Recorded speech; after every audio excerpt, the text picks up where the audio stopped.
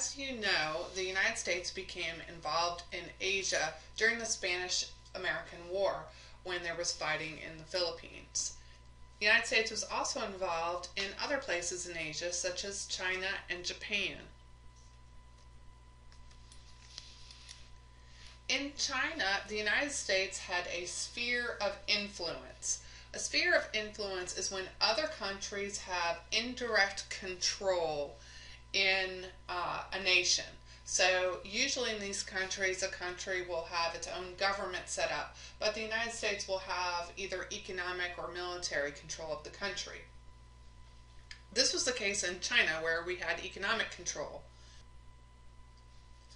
Between 1899 and 1900, Secretary of State John Hayes wrote a series of notes to countries in Europe. In this note, he asked for access to China for all nations, which would open China to trade with the United States. The idea being that the United States did not want to colonize in China, it simply wanted to have a commercial relationship with China. So it wasn't competing for colonies. At the same time, China was going through what was called the Boxer Rebellion, where Chinese boxers were raiding the countryside, attempting to rid their country of foreigners, and particularly Christians, and that included Chinese Christians. And the United States was part of the international forces sent to China to put down Boxer attacks.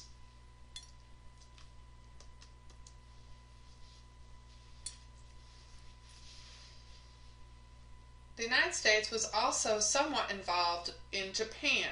Between 1904 and 1905, the Russo-Japanese War raged. This was a conflict between Russia and Japan, and they were competing for dominance in Korea and Manchuria at the time.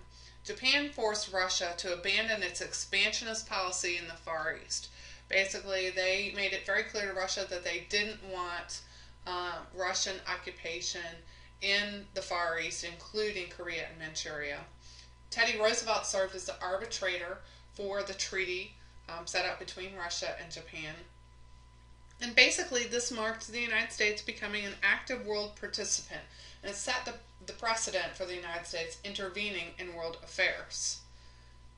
Roosevelt helped end the Russo-Japanese War with the Treaty of Portsmouth.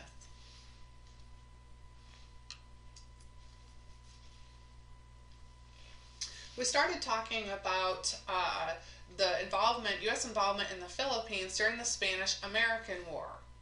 The Filipinos felt betrayed by the U.S. in the Spanish-American War because, of course, they thought they were going to get their independence. And the United States did not grant them their independence and instead blocked them from the city of Manila. So the Philippine-American War was kind of a continuation of this conflict. Went from 1899 to 1902. Of course, the Philippines still wants to be independent, and the United States works to suppress the revolt for independence. This is a brutal and costly war, much more so than the Spanish-American War, and it resulted in concentration camps, torture, and atrocities on both sides. And we'll end this presentation or this video with a picture of William H. Taft, who was the first governor of the Philippines, on this water buffalo. Most ridiculous. The Philippines did not become independent. They were not granted independence until after World War II.